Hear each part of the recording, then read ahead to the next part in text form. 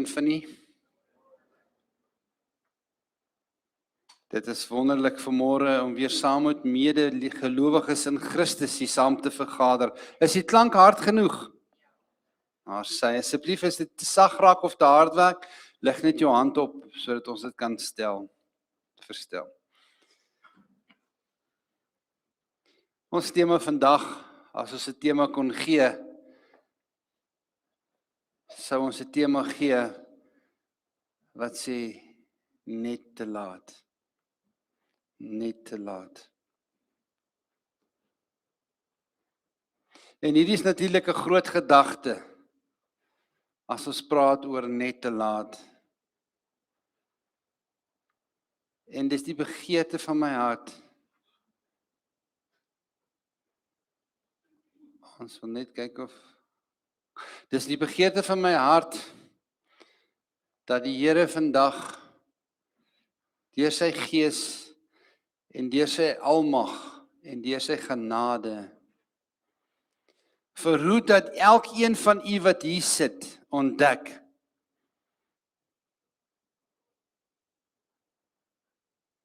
dat jy nie net te laat was om op Christus te vertrou nie.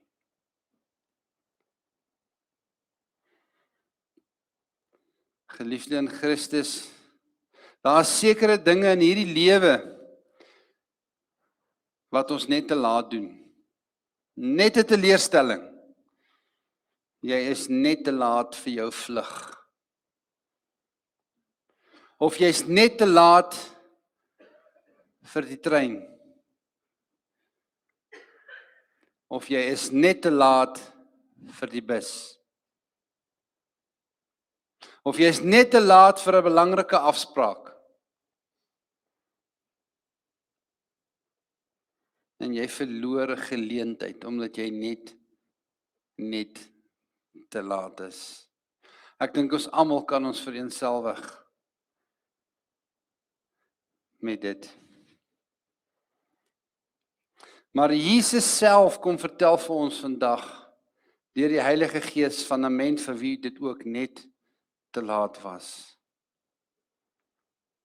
En vir wie dit 'n baie groot teleurstelling was.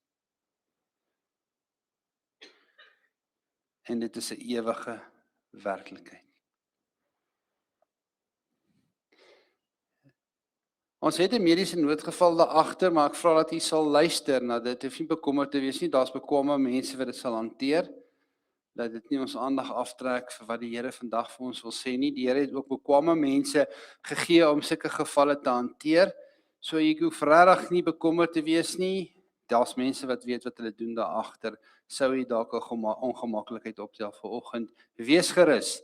Die Here is in beheer. Ek wil vir u vra om vandag graag te luister na die woord wat die Here vir u sê. Verlede Sondag het ons gepraat oor wat vir jou voorlê as jy 'n kind van die Here is. As jy werklik 'n kind van die Here is, ons het gesê hoe wonderlik dit is dat daar nie menslike woorde is om dit te beskryf nie. Paulus het gesê, vir my is die lewe Christus en om te sterwe is wins. Wat 'n belegging. Wat 'n belegging. Maar vandag wil ek vir jou die ander kant van die minste kom gee. En ons het 'n ou boodskap gevat en ons doen so 'n bietjie hersiening op dit. Wat natuurlik die ander kant van die muntstuk is. Wat gebeur as jy nie 'n kind van die Here is nie? En daarmee sê ek nou nie, hier's nou vanoggend nie kinders van die Here nie. Ek vertrou dat almal wat hier sit ten minste die waarheid ken. Of jy vrede maak met God of jy gered is, asseblief, dis prioriteit nommer 1. Maar ek sê hierdie boodskap vanoggend vir jou sodat jy ander mense kan waarsku. Mense wat nie hier is nie, mense wat daar is waar jy elke dag rond beweeg en daar waar jy elke dag jou werk doen. Jesus het vir ons gesê in Matteus 7, gaan in deur die nou poort. Want breed is die poort en wyd is die weg wat na die verderf lei. En daar is baie wat daardeur ingaan. Hoor jy wat sê hierdie vers? Hierdie vers sê, as jy op 'n lughawe is, of daar in 'n winkelsentrum, dan is die meeste mense van daai mense wat jy sien reguit op pad na die verdoemenis. En ek en jy het 'n taak. Die arbeiders is min en die oes is gereed. En wat is ons taak? Om die disippels te gaan maak, om hulle te gaan vertel van die reddende genade van Jesus Christus. En hoekom moet ons dit doen? Jy moet jy gedink, hoekom moet ons dit doen? En dit is wat ons vandag gaan op fokus. Ons leef mos in 'n wêreld van waarskuwings. Nie waar nie? As 'n damwal kraak, nou so 'n maand of wat terug het daar 'n damwal ernstig gekraak en die waarskuwings het uitgegaan en die mense is gewaarsku onder die damwal. As daar 'n veldbrand aankom en veral daar in die Kaap en Grabouw of 'n Nelspruit area, dan word mense gewaarsku. Julle moet ontruim. 'n Tipiese voorbeeld, en ek dink ons almal kan ons vereenselwig met die Suid-Afrikaanse Weerbureau. Jy het 'n vlak 1 tot 'n vlak 10 waarskuwings, met 'n vlak 1 wat natuurlik sê wees nie gerus nie. En dan het jy 'n vlak 2 wat sê wees bewus, en dan gaan dit op, die waarskuwings gaan word ernstiger. Tot wees voorbereid, nommer 9. En dan waarskuwing nommer 10 van die Suid-Afrikaanse Bureau sê vir jou, neem onmiddellik aksie. So kry ons mos baie waarskuwings. En hierdie vlak 10 beteken die impak is ernstig en die waarskynlikheid is hoog dat dit jou gaan affekteer, veral in die area waar jy bly. Soos Rian Kruiwagen altyd gesê het op die nuus, hier volg 'n dringende noodberig. Kan jy dit onthou? Ek weet nie of hulle dit nog meer doen nie, maar in die jare gelede het hulle dit gedoen. Vandag kry jy al die WhatsApps dat jy nou nie meer weet wat die waarheid is of nie, maar daai tyd was dit darm die waarheid. Hier volg 'n dringende noodberig. Nou wil ek vir vandag vir u sê, hier volg 'n dringende noodberig vandag vir jou. En as jou saak reg is om ook ander te gaan vertel, om te verstaan wat is die ander kant, waarna is die meeste mense op pad. Nie wat ek sê nie, wat die woord sê. Hierdie boodskap van vandag is reguit op die man af. Daar word geen doekies omgedraai in hierdie boodskap vandag nie. En ek wil vir u vra om die Bybel oop te maak op Lukas 16. Lukas 16. En dan gaan ons 'n gebed doen en vir die Here vra om vir onsself hierdie gedeelte oop te breek, sodat ons dit kan verstaan en kan begryp en ook ander mense te gaan waarsku. Want dit is belangrik dat ons hierdie gedeelte weet. Het jy geweet, Jesus het 10 keer meer oor die hel gepraat as die hemel? Jesus homself het 10 keer meer daaroor gepraat, om mense te waarsku. En dit is jou en my taak. Kom ons sluit die oë. Ons wonderlike hemelse Vader, ons kom na u toe in die mooi naam van Jesus. Dankie vir die woord, Here, die woord wat ons ook in Afrikaans kan lees. Ons vra, Here, dat u vandag hierdie woord sal oopbreek vir ons, Here, dat u deur die Gees vir ons sal leer, Here, om ons gereed te maak vir die oes wat so gereed is daar buite, Here, en die arbeiders is so min. Here, ek vra, Here, dat u vir ons vandag sal wys die groot waarskuwing wat u deur die Gees vir ons in die woord geopenbaar het, Here. En ek vra, Here, dat die Gees sal werk, dat niemand hier sal uitgaan vandag dieselfde wat ook vandag hier ingekom het nie. Ons vra ook, Here, vir die persoon wat siek geword het, Here, dat u ook vandag sal ingryp, want u is ook die God van genesing, Here.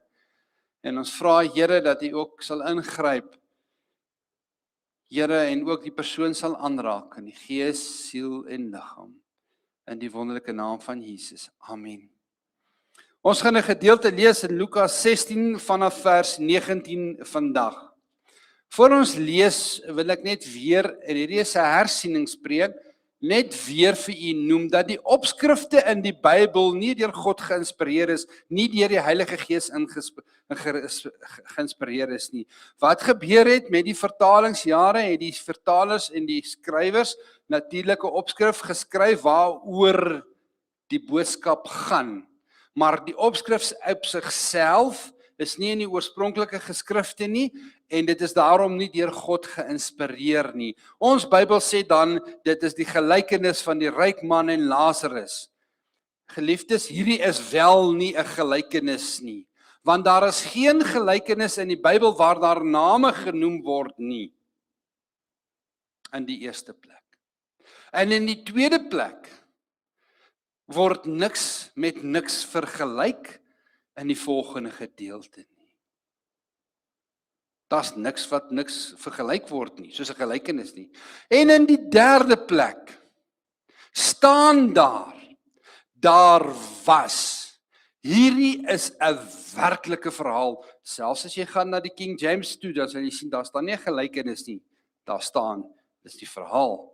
So ek wil vir u sê, dit wat ons nou gaan lees het werklik gebeur. En hierdie gedeelte van hierdie storie is nog steeds besig om af te speel. En dit is hoekom ons vandag hier is, om 'n baie ernstige waarskuwing na te luister. Kom ons lees wat sê die onfeilbare woord van God. Die onfeilbare woord van God. Lukas 16 vanaf vers 19. En daar was 'n ryk man en hy het purper en fyn linne gedra en elke dag vrolik en weelderig gelewe. En daar was 'n bedelaar met die naam van Lazarus wat vol swere voor sy poort gelê het. En hy het verlang om hom te versadig met die krummels wat van die ryk man se tafel val. Ja, selfs die honde het gekom en sy swere het gelek. En toe die bedelaar sterf, is hy deur die engele weggevoer na die boesem van Abraham. En die ryk man het ook gesterwe en is begrawe, en toe hy in die doderyk sy oë ophef. Terwyl hy in smarte was, sien hy Abraham van ver af en Lazarus aan sy boesem. En hy roep en sê, Vader Abraham, wees my barmhartig en stuur Lazarus dat hy die punt van sy vinger in water kan insteek en om my tong te verkoel, want ek ly smarte in hierdie vlam. Maar Abraham antwoord, kind, onthou dat jy jou goeie dinge in jou lewe ontvang het. En so ook Lazarus die slegte, en nou word hy getroos, maar jy ly smarte. En by dit alles is daar tussen ons en hulle 'n groot kloof gevestig, sodat die wat hier vandaan wil oorgaan na julle, nie kan nie, en die wat daar is na ons kan oorkom nie. En hy sê, ek bid u dan, Vader, om hom na my vader se huis stuur, want ek het 5 broers om hulle dringend te waarsku, sodat hulle nie ook in die plek van pyniging kom nie. Toe sê Abraham vir hom, hulle het Moses en die profete, laat hulle na die luister. Maar hy antwoord, nee, Vader Abraham, maar as iemand uit die dode na hulle gaan, sal hulle bekeer. Maar hy sê vir hom, as hulle na Moses en die profete nie luister nie, sal hulle nie oortuig word nie, al sou iemand ook uit die dode opstaan. Broer en suster, ons weet natuurlik dat iemand wel uit die dode opgestaan het. Sy naam is Jesus Christus. En nog steeds sê die mense nie geluister na wat Jesus gesê het nie. En wat Jesus voorgewaarsku het nie.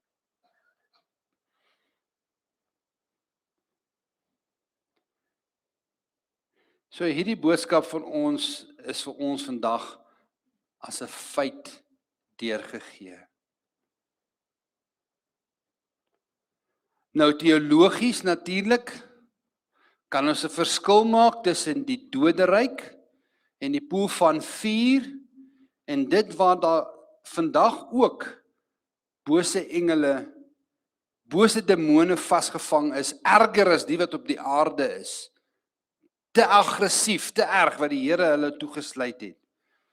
En ons weet natuurlik, by die einde gaan God die poel van vuur, waar al die demone en Satan en die mens wat Jesus Christus se genade verwerp, sal wees. Ons gaan vandag praat in die doderyk, maar ons gaan ook daarna verwys as die hel, want die hel het ook verskillende name, soos die hemel, het jy hemel in die blou lug, waar die sterre is, en waar God is, soos die hel. Ons gaan vandag verwys na die hel van, waar gaan 'n mens heen as jy sonder Jesus Christus sterf?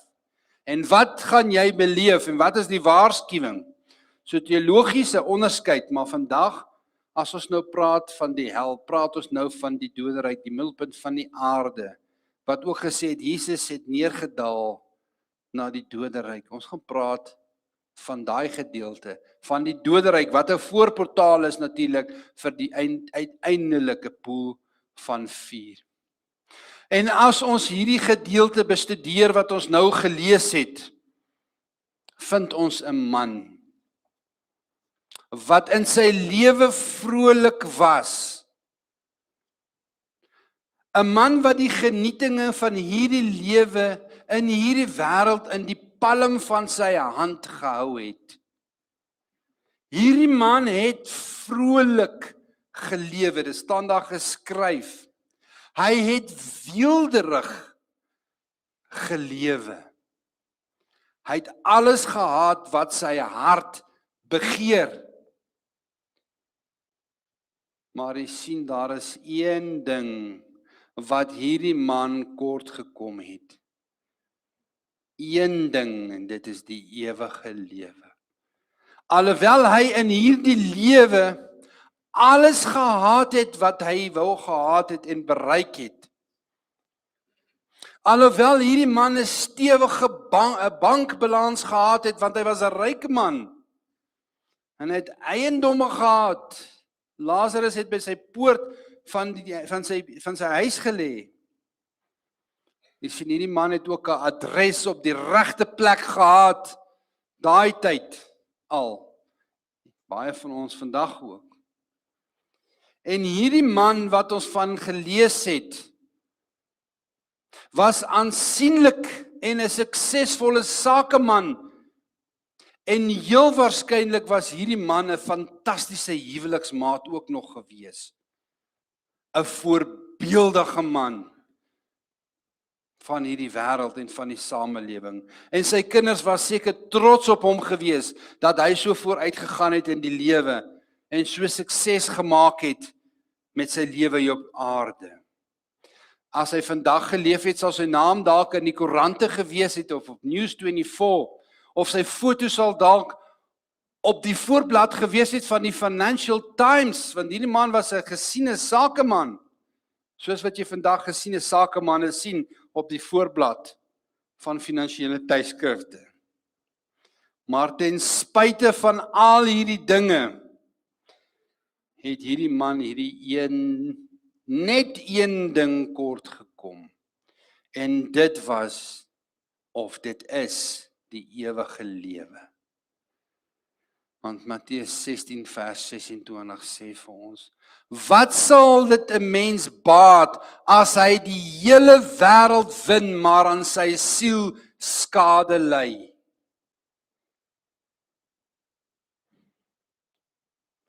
Alhoewel hierdie man vrolik was in sy lewe op aarde, alhoewel hy weelderig geleef het en alles gehad het wat hy benodig gehad het, wil ek vir u vandag sê, u moet geen glimlag en geen vrolikheid in sy gesig vandag verwag nie. Daar is geen blydskap in sy hart of 'n glinstering in sy oog te bespeer vanoggend nie. Want hierdie man waarvoor ons geleef het, leef vandag in smarte. En hy is in pyn. En die boodskap wat hy vandag vir ons wil bring, is 'n aangryplike boodskap wat die hare op jou nek sal wil laat rys. Die boodskap van hierdie man, die boodskap uit die ewigheid uit. En as ons na hierdie boodskap luister, wat hy vandag vir ons wou sê, wat vir ons opgeteken is, dan is jy in angs. Want hierdie boodskap word vir ons vanoggend afgelewer uit die vlamme van die hel, van die pynlike wat hy beleef. Tans nog, soos wat ons hier praat, is hy nog steeds daar. Ja, vriende, in hierdie wêreld waar ons leef, hoor ons mos baie boodskappe.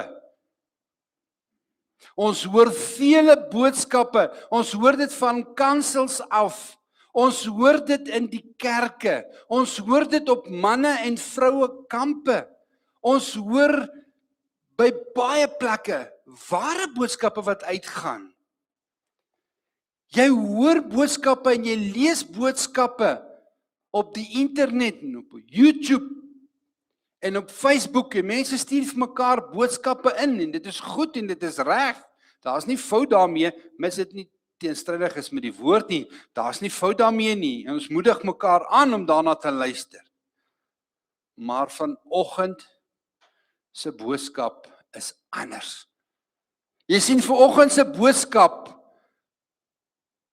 kom uit 'n plek van smarte, uit 'n plek van pyniging.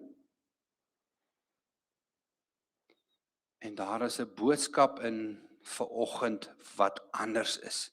'n Boodskap uit ellende en droefheid. 'n Boodskap wat maak dat ons ore vanoggend sal spits om te hoor wat hierdie man vandag vir ons wil sê. Hierdie man praat vandag met ons uit ervaring. Ja, hy praat nie vandag met ons oor wat hy op universiteit geleer het of wat hy op seminarie geleer het nie. Hy praat nie met ons oor iets wat hy gehoor het nie. Hy praat met ons uit ervaring, eerstehandse ervaring, eerstehandse belewenis. En as ons na hierdie man se boodskap vandag luister, dan hoor ons 'n boodskap wat anders is. So totaal anders as al die ander boodskappe wat ons hoor. En veral so totaal anderster as die boodskappe wat vandag die wêreld ingaan. Dit is so anders, so heeltemal anders as die soetsappige, die maanskyn en rose, die selfbeeld verheffende, die opkikkerende boodskappe wat ons vandag hoor en so graag wil hoor, en as jy dit nie wil hoor nie, dan hou jy sommer nie van die kerk nie. Hierdie boodskap is anders as dit. Want vandag hoor ons dominees en pastore en wat se titels hulle ook al het, en mense wat sê, diegene wat sê, hulle verkondig die woord van die Here. Hierdie boodskap van hierdie man is soveel anders as die boodskappe wat ons elke dag hoor. Jy sien, vandag hoor jy mos net boodskappe van hoe goed en oulik jy nou eintlik is. En watter goeie kampioen is jy nou eintlik? En as jy dit nie hoor nie, dan hou jy nie sommer van die kerk en die prediking nie, want dan loop jy sommer uit en jy bly sommer weg.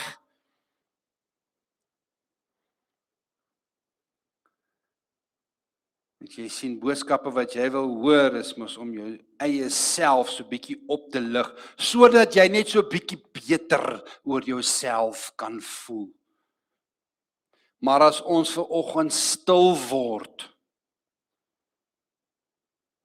dan hoor ons hierdie dringende noodberig van hierdie man wat sonder God gesterf het. Jy hoor hierdie dringendheid en hierdie boodskap van hierdie man in die hel.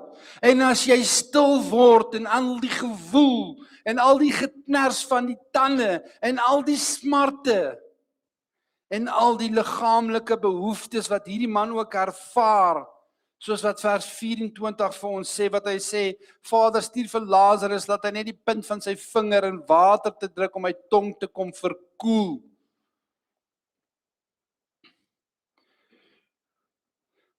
Net daai vers self is 'n boodskap op sy eie. Dink gou 'n bietjie daaraan. Hierdie man se tong wil verkoel word. Hy het hierdie liggaamlike wat ons nou al reeds het. Sy tong te kom verkoel, hy dors. En dan het hy ook honger. Hy het hierdie liggaamlike behoeftes wat ons ken en hierdie liggame wat ons ken. Dink nou 'n bietjie aan daai dwelm en alkohol verslaafdes wat in die doderyt wakker word. Dink bietjie aan daai geweldige onttrekkingssimptome wat daar is. Hierdie man het dan dors, sy tong te kom verkoel. Wat is dan nou die verskil? Dink gou 'n bietjie aan die mense wat medikasie moet gebruik om hulle bloeddruk te moet beheer en hulle hart moet aanpomp. Dink net gou 'n bietjie verder as wat ons normaalweg dink. Hoor wat sê hierdie vers vir ons. Al daai goed is daar. Maar as nie eens 'n druppel water nie. Jou bloeddrukprobleme, jou spanningsprobleme, jou hartprobleme, alles. Wie sê dis nie daar ook en dan het jy nog geen medikasie nie. Jy het nie eens 'n druppel water nie. Want vers 23 sê vir ons, en ek wil dit weer lees, en hy roep en sê, Vader Abraham, wees my barmhartig en stuur Lazarus, dat hy die punt van sy vinger in water kan insteek en my tong verkoel, want ek ly smarte in hierdie vlam. Stel jouself voor net 'n uur in hierdie wêreld, wat alle verdowingsmiddels, alle medikasie, alles net gestop word, daar in die hospitale, waar die hartmasjiene net afgeskakel moet word, en jy kan nie doodgaan nie, want jy sla aan 'n ewige liggaam. Stel jouself net 'n uur op hierdie wêreld voor, wat nog van 'n ewigheid, as jy sonder Christus sterf, dink bietjie daaroor. Daai jonge man, wat dalk gesterf het, omdat hy sonder God roekeloos was, en daai pilletjies gebruik het wat R40 kos, wat die jong mense vandag maar so goed ken. Dink bietjie na daai onttrekkingssimptome. Dink ook bietjie aan al daai verwyte en daai woorde wat die mense daar sê. Ek dink van die meeste woorde wat jy daar sal hoor sê, het ek maar vanoggend my ore gespits om te luister na hierdie waarskuwing van hierdie man wat my so dringend wil waarsku. En as ons vandag ons ore spits, dan luister ons na hierdie gedeelte en wat hoor ons? Ons hoor baie goed. Ek dink ons kan nie eens naaste by besef wat ons hoor nie. Net 'n paar goed wat ons hoor. Ons hoor 'n openingsgebed van hierdie man, hierdie ryk man. Ons hoor 'n gebed in vers 27 sê hy, ek bid u dan, Vader, om hom na my vader se huis te stuur. Ja, geliefdes, daar is gebed in die hel. Daar is beslis miljoene gebede in die hel. Hierdie man is besig met 'n openingsgebed sodat ons moet hoor. Hy bid nie nou vir 'n lekker dagie nie. Hy bid nie nou vir 'n ander werk of vir 'n ander kar nie. Hy bid nou 'n ernstige gebed. Dat iemand tog gestuur moet word om sy 5 broers te waarsku. U sien hierdie man, hierdie ryk man se gebed uit die hel uit is deurtrek met die evangelie van Christus. Sy hart klop nou vir die redding van siele. Seker die ernstigste gebed wat daar is, wat 'n mens kan bid, kom vandag uit die hel uit. Hy het sy lewe deurgegaan, weelderig. Hy het alles gehad wat hy nodig gehad het. Hy het dalk nie vir ander mense omgegee nie, wat rondom hom was en swaar gekry het nie. Maar wat doen hy nou? Nou bid hy vir die redding van hulle siele. En nou praat hy uit eerstehandse ondervinding.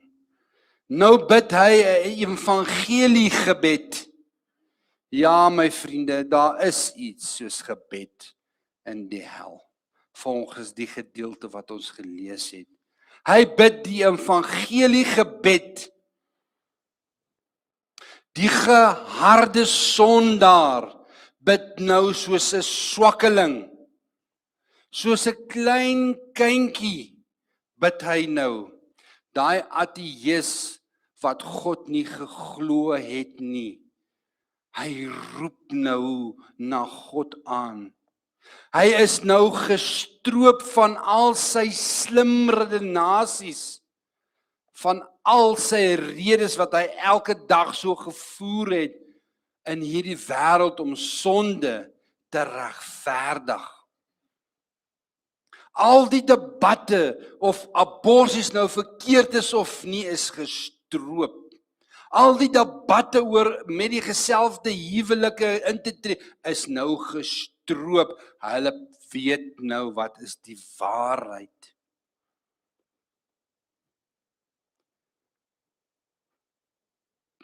En dan hierdie mense wat op aarde was, die dokter en professors,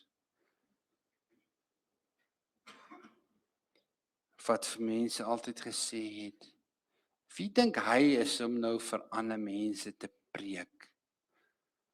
Wie is hy nou wat dink hy weet alles? Of wat van die volgende wat ons altyd so baie hoor? Daar's 'n tyd en 'n plek vir alles. Hierdie man is gestroop van al hierdie redenasies, van al hierdie slimmigheid is hy gestroop. Hy bid nou die waarheid. En ek stem saam. Daar is 'n tyd en 'n plek vir alles. Die tyd is nou en die plek is hier vir ons. Vandag ook. Hierdie man is gestroop van al sy ongeloof en alle mooi en slim praatjies. Dit bestaan nie meer in hierdie man se woordeskat nie. Daai moslim, daai Jehova getuie wat Jesus verwerp het. Hy roep nou die naam van God aan. Die goeie kerkmens, wat die kerk se banke vol sit, en dan so baie goeie werke gedoen het en gedink dat hy God se guns kan verdien deur sy werke. Hy sit vandag in berou en in belydenis in die doderyk, die hel. Daar is egter net een probleem met al hierdie miljoene en miljoene gebede wat vandag nog steeds uit die hel uitgaan. Daar's net een probleem. Dit word nooit gehoor en nooit beantwoord nie. Sodra jy sterf op aarde in hierdie liggaamlike liggaam, gebeur daar 'n paar goed met jou en twee goed van die goed wat gebeur. Jy verloor jou vryheid om te kies. En jy verloor jou seggenskap op hierdie aarde. Met ander woorde, nou kan jy nie meer met ander mense praat nie. En liewe broer en susters, die hel is nie die hel omdat daar 'n erge vuur is nie, of omdat die duiwel en sy moonde op die einde daar sal wees nie, en dit 'n plek van pyniging sal wees nie. Die hel is die hel omdat God nie daar is nie, omdat God wat soewerein het, besluit het, hy sal nie daar wees nie, hy het hom onttrek. Hy is alomteenwoordig, ja, en hy is soewerein. In sy soewereinheid het hy gesê, hy gaan nie daar wees nie, hy gaan moet trek. O vriende, vandag, iemand sal klop aan die heerlike poort. Iemand sal roep, as daar iemand my sal hoor. Iemand sal klop, maar o, wat sal dit baat? Te laat, jy is net te laat. 'n dag van benoudheid. As mense bid vir die vergewing van hulle sondes, as mense tot God aanroep en sê, Here, jammer dat ek so dwaas was, dat ek nie geluister het nie, dat ek nie gehoor het wat u woord vir ons sê nie. Jammer, Here, dat ek die lewe liewer gehad het as vir u. Jammer dat ek meer 'n liefhebber van geld was as 'n liefhebber van God. Maar dit sal ewig te laat wees. Nooit weer die geleentheid van genade nie. Nooit weer die geleentheid wat vandag nog beskikbaar is, wat sê, kom na my toe, almal wat vermoeid en belas is.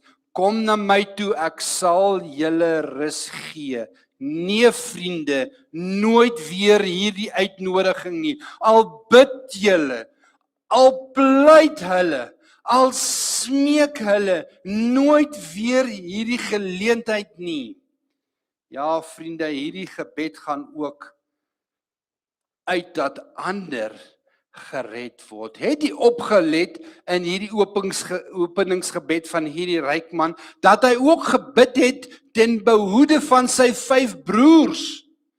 Hy wil nie hê dat hulle ook in daai plek van pyniging moet kom nie. En nou bid hy dat iemand tog gestuur word om hulle te waarsku van hierdie plek.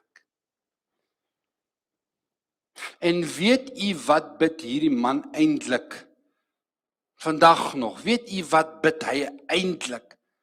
Hy bid dat die evangelie, die ware evangelie verkondig moet word op aarde. Dan dat iemand tog net sy familie moet gaan waarsku.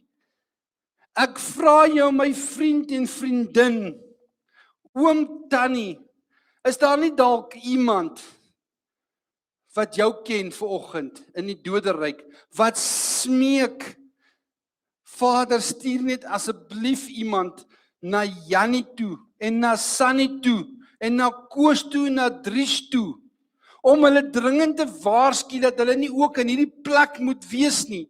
Is dit daar nie dalk iemand, miskien voor jou redding in jou vorige lewe, voor jy nuut geword het, 'n persoon wat gesterf het sonder Christus, wat vanoggend daar is en sê, stuur asseblief vanoggend iemand, om net hierdie persoon te waarsku, hy moenie in hierdie plek wees nie. En nog erger, wat van as jy sê, stuur tog net iemand na my kind toe, na my seun toe, na my dogter toe, na my pa toe, na my ma toe, om hulle te waarsku van hierdie plek. Asseblief, Here, stuur asseblief net iemand daar na hulle toe. Is ek nie vandag dalk die persoon wat vir jou moet sê, daar's dalk iemand wat vir jou bid uit die hel uit vanoggend, en wat pleit by die Vader, stuur maar net tog vir Ornay vanoggend, na elke persoon wat hier sit, en waarsku hulle uit die skrif uit van hierdie afgryslike plek, waar die vuur nie uitgeblus en die wurm nie sterf nie.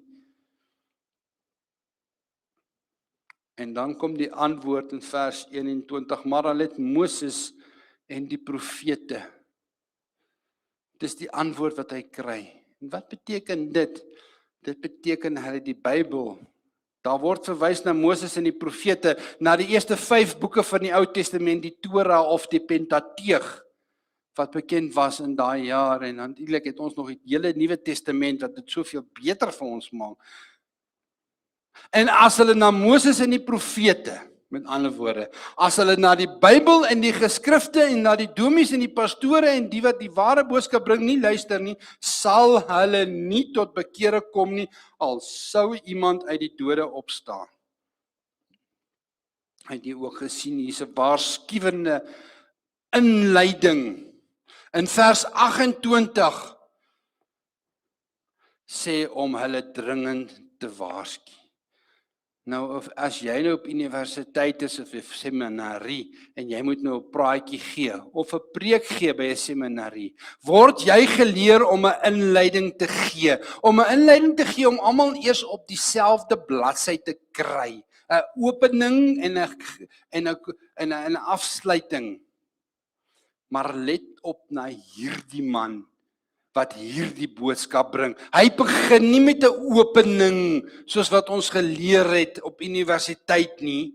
Hy sê dadelik waarsku hulle om hulle dringend te waarsku.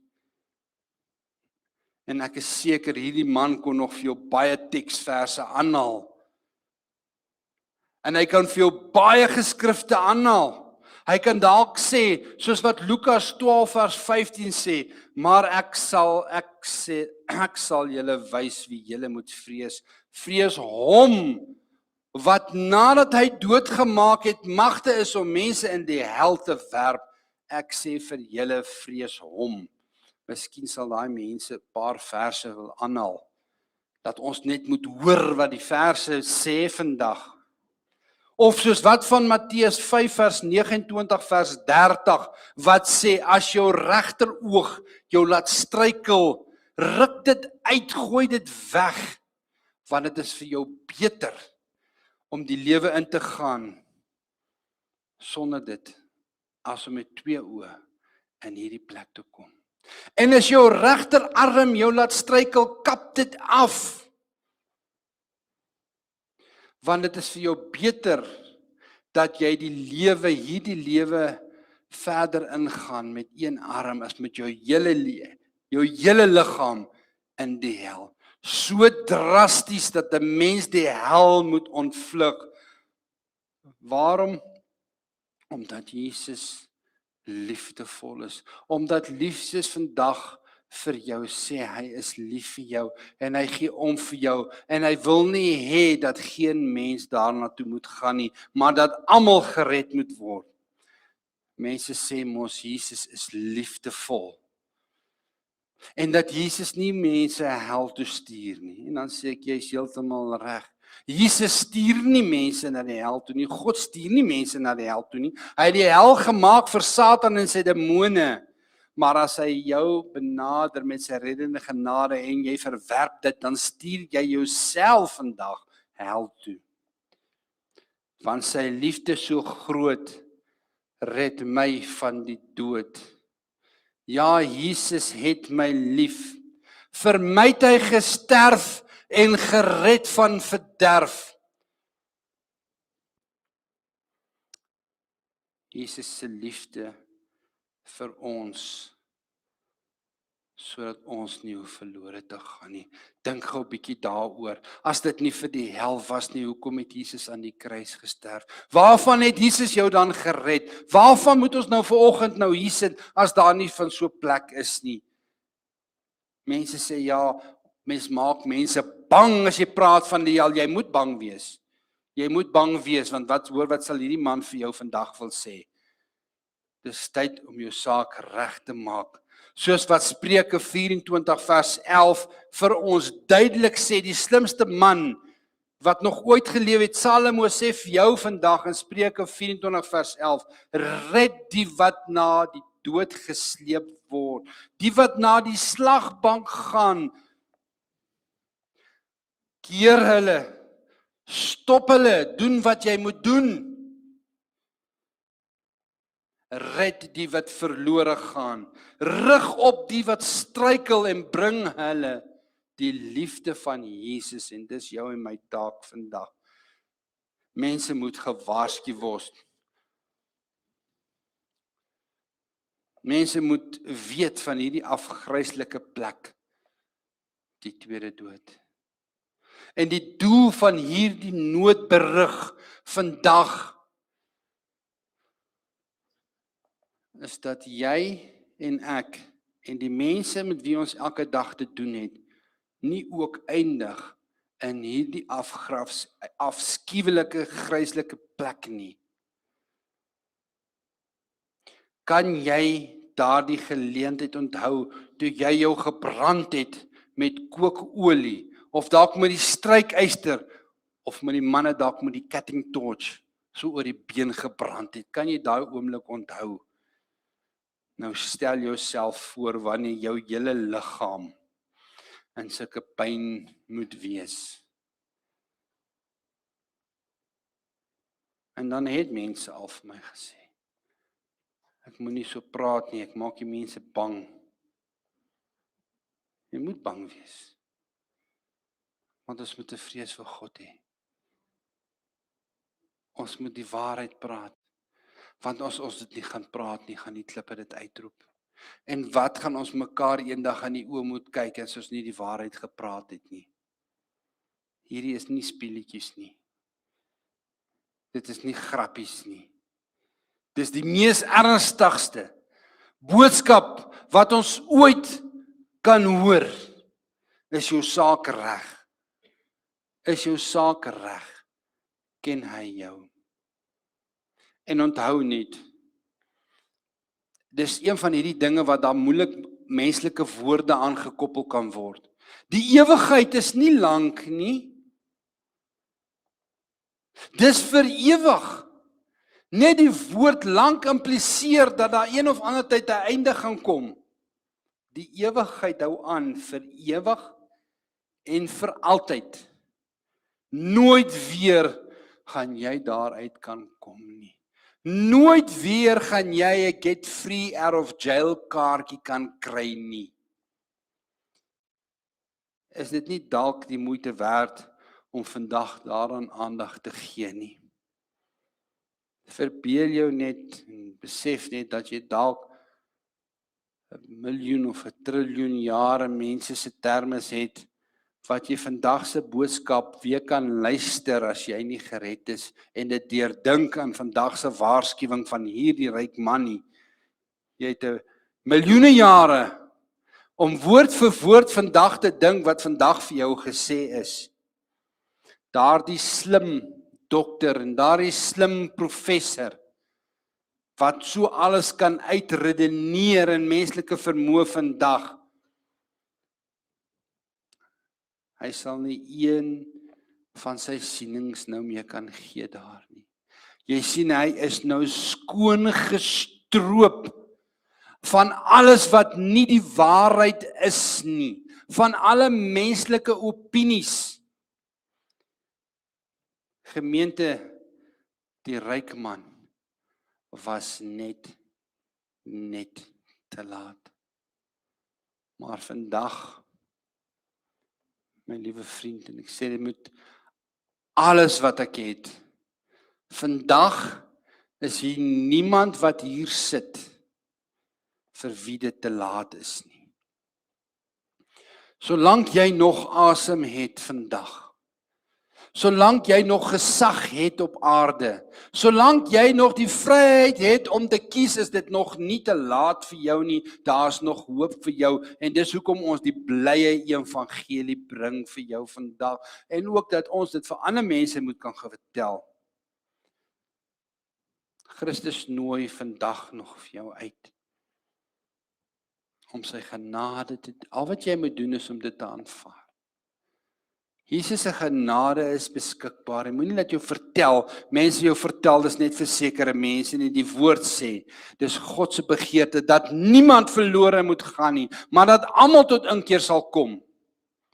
Dis nog nie te laat vir jou nie. Die skrif. En onthou, Jesus, die woord het skrif geword. Die skrif is God. Die skrif, God sê vandag vir jou, as jy sy stem hoor, moenie jou hart verhard nie. Luister wat die Here, vandag vir jou wil sê, die doel van hierdie noodberig is dan ook, en dit is vir ons, wat kinders van die Here is, wat is die doel vandag se boodskap vandag? En dit is natuurlik wat Markus 16 vers 15 vir ons opgeteken is. Die groot opdrag, gaan die wêreld in en verkondig die evangelie aan die ganse mensdom. Gaan vertel dat Jesus red van sy koms en sy glorie. Geliefdes, hier's baie mooi plekke in ons land en in die wêreld. As jy dalk van die Kreerwilden afkom of van Tafelberg of waar ook al dit vir jou so mooi en pragtig is, jy dalk gaan sneeu kyk en dit is vir jou baie mooi. Nou kom jy by jou familie en jou vriende, nou wys jy vir hulle foto's, nou sê jy vir hulle, ek wens jy was daar gewees, ek wens jy kon hierdie beleef het, dit wat ons gesien het op hierdie vakansie. Maar ek wil vir jou vandag sê, as daar nou een plek is wat niemand wens jy wil heen sal gaan nie, en dit is nie verdoemenis. Markus 9 vers 44 sê, waar die wurm nie sterf en die vuur nie uitgeblus word nie. Die grootste begeerte van 'n persoon wat vandag in die hel is dat niemand anders soontoe sal kom nie. En het jy opgelet, daar's 'n dringende appel. Hier's 'n dringende appel wat ons gelees het. Want hier sê die ryk man, nee, Vader Abraham, maar as iemand uit die dode uit na hulle gaan, sal hulle bekeer. Dan sê Abraham, hulle het Moses en die profete. Hierdie ryk man wil hê dat sy broers hulle moet bekeer. Dat jy en ek tot bekering moet kom en gaan getuig. En die goeie nuus, ons is die draers van goeie nuus. Ons is nie draers van die slegte nuus nie. Ons is die draers van hoop. En Jesaja 1 vers 18 sê, kom nou en laat ons die saak uitmaak, sê die Here. Al was jou sonde so skarlaken, dit sal wit word so sneeu. Al was dit so rooi soos purper, dit sal word soos wol.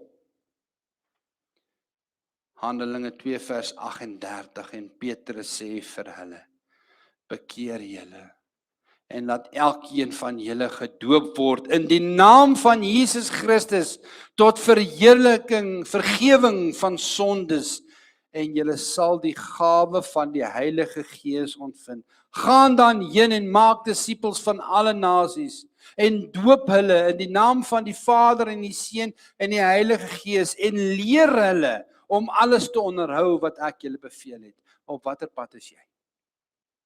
Op watter pad is jy vanoggend? Nou wil ek hê ons moet van Lukas 16 oorgaan na Golgotha, na die kruis van Christus. Hier is nou twee mense. Jy het nou die ryk man in die doderyk wat dors het. En jy het Jesus Christus aan die kruis wat gesê het, ek het dors. Het jy dit al so bepeins en so daaraan gedink? Hierdie ryk man sê, geef my net 'n druppel water, en Jesus aan die kruis, van sy 7 laaste kruiswoord sê, ek het dors. En hierdie is die geweldige verskil. Hierdie ryk man het dors, omdat hy sy eie oordeele dra.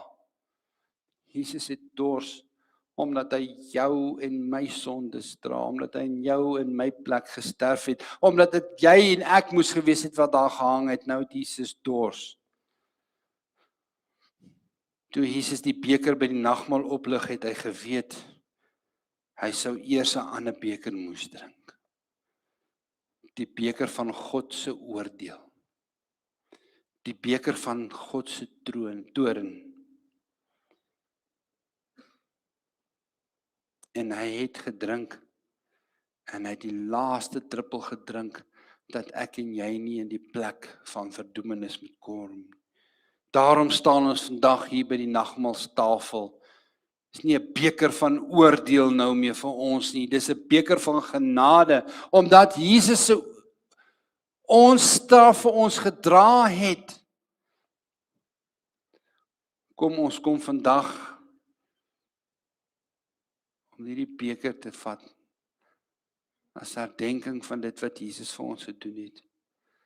Vandag is nog nie laat nie. Jesus roep nog vandag en vandag staan hy nog by jou deur en klop. En môre kan dit te laat wees. Môre kan dit vir soveel mense te laat wees. Moenie wag nie. Kom vandag, bekeer jou. Want uit die hel word hy uitgeroep. Moenie hier na toe kom nie. Maar die hemel roep nog harder vanoggend na jou en sê, deur Jesus Christus, kom na my toe, almal wat vermoeid en belas is. Ek sal jou rus gee. Waarna toe is jy op pad? Ek vra die mense wat die nagmaal vir ons gaan bedien om vorentoe te kom, en ek vra u om die brood en die wyn te hou, dat ons dit saam kan gebruik in die wonderlike naam van Jesus.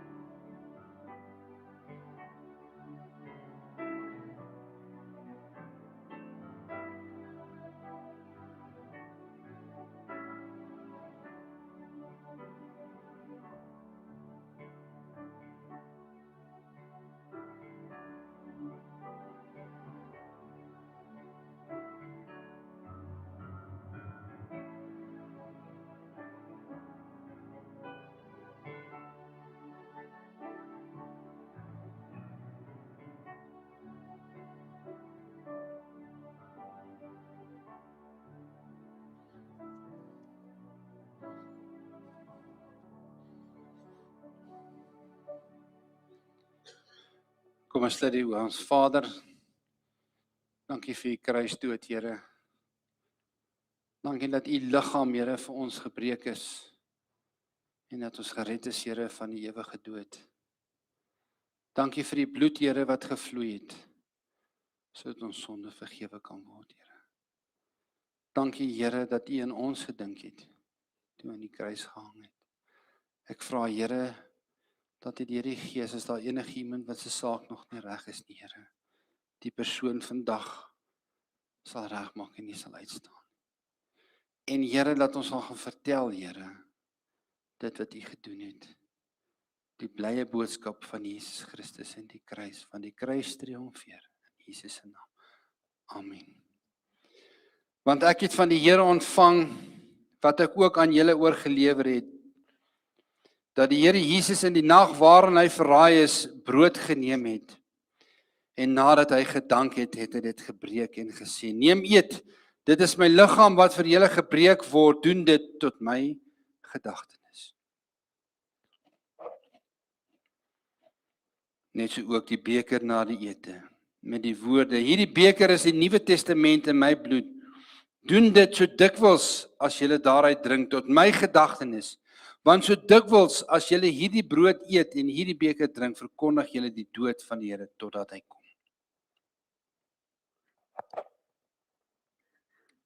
Dankie Here vir u liggaam en in die bloed en die kruisdood. Amen.